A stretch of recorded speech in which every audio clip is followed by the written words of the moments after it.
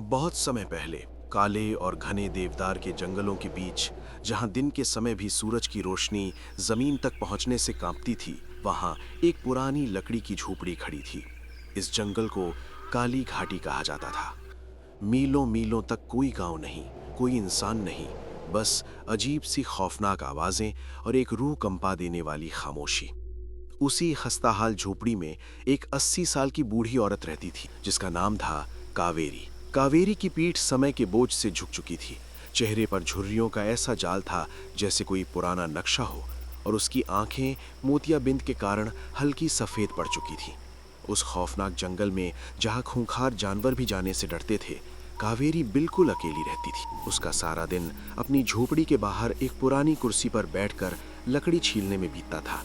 वो लकड़ी के छोटे छोटे पुतले बनाया करती थी। उसकी झोपड़ी के बाहर खिड़कियों पर और छतों पर ऐसे सैकड़ों लकड़ी के पुतले टंगे थे।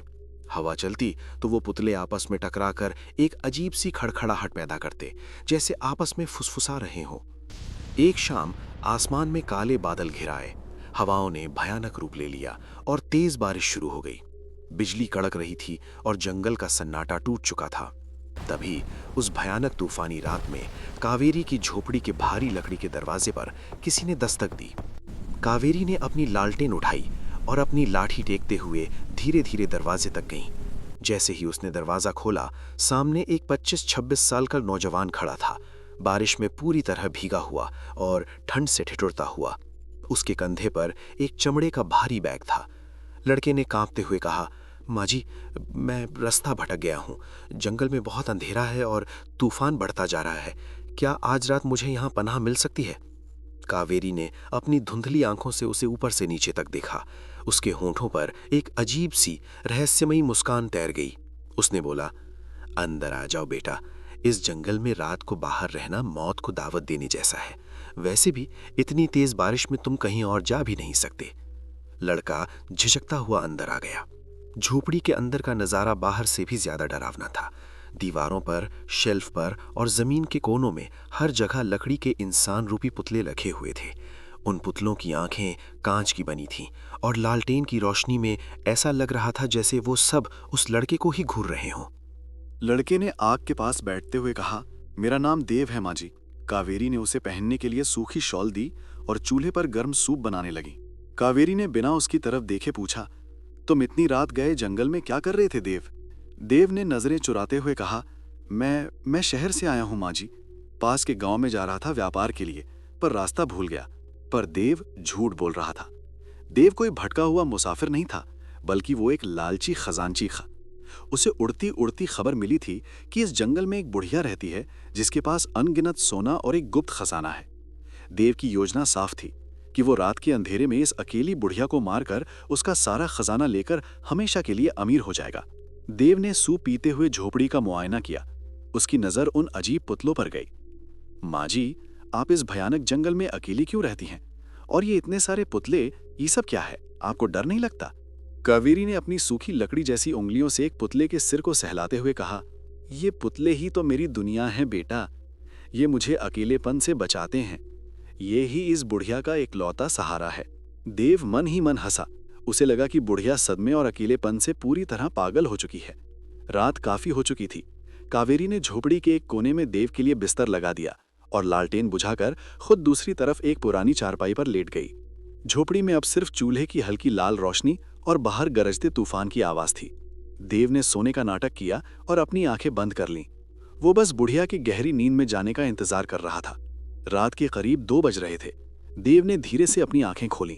उसने अपने बैग में हाथ डाला और एक तेज धार वाला चमकता हुआ खंजर निकाल लिया। वो बिल्ली की तरह दबे पांव उठा और कावेरी की चारपाई की तरफ बढ़ा। लेकिन जैसे ही वो वहां पहुंचा, चारपाई खाली थी। कावेरी वहां नहीं थी। देव के पसीने छूट गए। उसने मन में सोचा, बुढ़िया कहाँ गई? तभी उसे झोपड़ी के फर्श के नीचे से किसी के सुबकने और रोने की धीमी आवाज सुनाई दी। देव ने ध्यान से देखा तो फर्श पर एक पुरानी दरी हटी हुई थी और वहां एक तहखाने का दरवाजा खुला था, जहां से धुंधली सी रोशनी आ रही थी। देव खंजर हाथ में मजबूती से पकड़े धीरे धीरे तहखाने की सीढ़ियां उतरने लगा। उसे लगा कि खजाना पक्का इसी तहखाने में होगा। लेकिन नीचे पहुंचकर उसने जो नजारा देखा, उसकी सांसें अटक गईं। तहखाने में अजीब सी बदबू और राख का धुआं फैला था। चारों तरफ मोमबत्तियां जल रही थीं और बीच में कावेरी घुटनों के बल बैठी थी। लेकिन उसके सामने कोई सोने का खजाना नहीं था। फर्श पर एक बहुत बड़ा, बिल्कुल इंसान के आकार का लकड़ी का पुतला लेटा हुआ था। कावेरी उस पुतली के सीने पर सिर रखकर फूट फूट कर रो रही थी। देव को समझ नहीं आ रहा था कि ये क्या पागलपन है। उसने अपना खंजर कसकर पकड़ा और कावेरी की गर्दन पर पीछे से वार करने के लिए दबे पांव आगे बढ़ा। कावेरी ने बिना पीछे मुड़े एक बेहद ठंडी और भारी आवाज में कहा, मुझे पता था तुम यही करोगे। देव के कदम वहीं जम गए। कावेरी धीरे से खड़ी हुई और देव की तरफ पलटी। उसके चेहरे पर रत्ती भर भी डर नहीं था, बल्कि एक गहरी, दर्द भरी उदासी थी। तुम मुझे मारना चाहते हो ना मुसाफिर? मार दो, लेकिन मुझे मारने से पहले जरा इस लकड़ी के पुतले का चेहरा एक बार देख लो। देव का दिल जोर से धड़कने लगा। वो झिझकता हुआ खंजर ताने आगे बढ़ा। जैसे ही उसकी नजर उस इंसान के आकार वाले लकड़ी के पुतले के चेहरे पर पड़ी, उसके हाथ से खंजर छूटकर जमीन पर गिर पड़ा। देव की आंखें फटी की फटी रह गईं। उस लकड़ी के पुतले का चेहरा बिल्कुल देव जैसा था। वही नाक, वही होंठ, वही माथा। ऐसा लग रहा था जैसे देव का ही जुड़वा भाई लकड़ी का बनाकर वहां लिटा दिया गया हो। देव बुरी तरह घबराते हुए चिल्लाया, ये क्या है? तुमने मेरा चेहरा इस पुतले पर क्यों बनाया बुढ़िया? कौन सा काला जादू कर रही हो तुम मुझ पर? कावेरी की आंखों से आंसू बहने लगे। उसने कांपती हुई आवाज में कहा, मैंने तुम्हारा चेहरा इस पुतले पर नहीं बनाया बेटा, बल्कि इस पुतले में तुम्हारा रूप भरा है। तुम कोई मुसाफिर नहीं हो देव, तुम मेरे बेटे हो। देव गुस्से और खौफ से पीछे हटते हुए बोला, बकवास बंद करो, मैं अनाथ हूं, मेरा कोई परिवार नहीं है, मैं शहर से आया हूं। कावेरी ने पास रखा एक पुराना धुंधला आईना उठाया और देव के सामने कर दिया। जरा ध्यान से देखो खुद को देव, तुम्हारी उम्र 25 साल है ना? लेकिन क्या तुम्हें अपनी बचपन की कोई एक बात भी याद है? क्या तुम्हें याद है कि तुम कल सुबह कहां से चले थे? अपने सीने पर हाथ रखो। क्या तुम्हें अपनी धड़कन सुनाई दे रही है? देव ने घबराते हुए अपना हाथ अपने सीने पर रखा। उसे कोई धड़कन महसूस नहीं हुई। उसका शरीर अंदर से बिल्कुल बर्फ जैसा ठंडा था और उसका दिमाग सुन्न पड़ने लगा। कावेरी रोते हुए घुटनों के बल जमीन पर बैठ गई और बोली, आज से ठीक 10 साल पहले कुछ डाकुओं ने खजाने की लालच में हमारे घर पर हमला किया था। उन्होंने तुम्हें मेरे सामने इसी जगह पर बेरहमी से मार डाला था। तुम्हारी खून से लथपथ लाश मेरे सामने पड़ी थी। कावेरी सुबकते हुए बोली, तुम्हारी मौत के बाद मैं पूरी तरह पागल हो गई थी देव। मैं तुम्हारी लाश को सीने से लगाए दर दर भटकी। मंदिरों, तांत्रिकों, फकीरों सबके पैरों में जा गिरी, पर किसी के पास मौत को हराने की ताकत नहीं थी। फिर कई महीनों बाद भटकते हुए हिमालय के बर्फीले और खौफनाक जंगलों में मेरी मुलाकात एक अघोरी बाबा से हुई। उन्होंने मेरी हालत देखकर तरस खाया और एक रास्ता बताया, लेकिन साथ ही एक रूह कांप देने वाली चेतावनी भी दी। देव की आंखों से आंसू बहने लगे। उसकी यादों के धुंधलेपन ने अचानक साफ होने लगे। उसे याद आने लगा अपना खून से लथपथ शरीर और वो बेरहम डाकू। देव ने कांपते हुए पूछा, क्या चेतावनी दी थी उन्होंने मां? कावेरी ने गहरी सांस ली और कहा, बाबा ने कहा था कि इस मंत्र से तुम्हारा बेटा हर साल सिर्फ एक रात के लिए जिंदा हो जाएगा, लेकिन कुदरत के नियम तोड़ने की एक भयानक कीमत चुकानी पड़ेगी। इससे तेरा बेटा लौट तो आएगा, पर वो तेरा प्यार करने वाला बेटा नहीं होगा। जिन डाकुओं के लालच और क्रूरता ने उसकी जान ली है, वो उसी का रूप बनकर लौटेगा और उसका एक ही मकसद होगा, तुझे लूटना और तेरी हत्या करना। बाबा ने मुझे चिताया था कि ये एक ऐसा नर्क है जो मुझे हर साल झेलना पड़ेगा, पर मेरे अंधे मोह के चलते मुझे वो भी स्वीकार था। मैंने सोचा कि भले ही तुम मुझे मारने आओ, कम से कम मैं तुम्हें एक रात के लिए जिंदा तो देख पाऊंगी। हर साल तुम एक कातिल बनकर आते हो और हर साल मुझे तुम्हें तुम्हारा सच याद दिलाकर रोकना पड़ता है। देव ये सुनकर बुरी तरह टूट गया। उसने कांपती आवाज में कहा, मुझे इस श्राप से आजाद कर दो मां।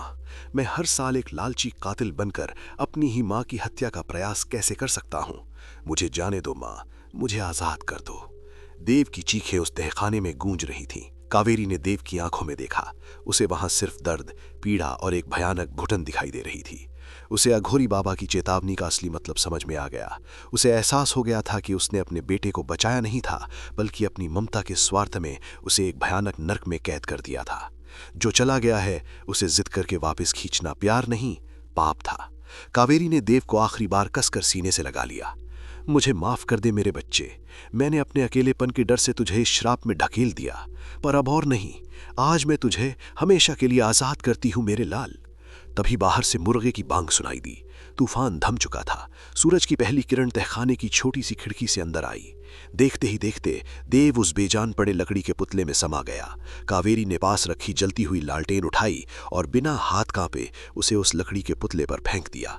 सूखी लकड़ी और भभूत ने तुरंत आग पकड़ ली।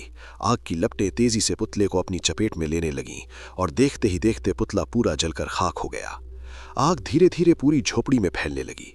कावेरी अपनी लाठी के सहारे झोपड़ी से बाहर आ गई। झोपड़ी के बाहर टंगे वो सारे खौफनाक पुतले भी आग की लपटों में खाक हो रहे थे। कावेरी अपनी जलती हुई झोपड़ी के सामने खड़ी थी। आज सुबह का सूरज उसके लिए बिल्कुल अलग था। कावेरी की पीठ अब भी झुकी थी, पर उसके मन का भारी बोझ हमेशा के लिए उतर चुका था। उसने आखिरकार इस कड़वे सच को स्वीकार कर लिया था कि उसका बेटा जा चुका है और अब उसे अपनी बची हुई जिंदगी उसके बिना जीनी है।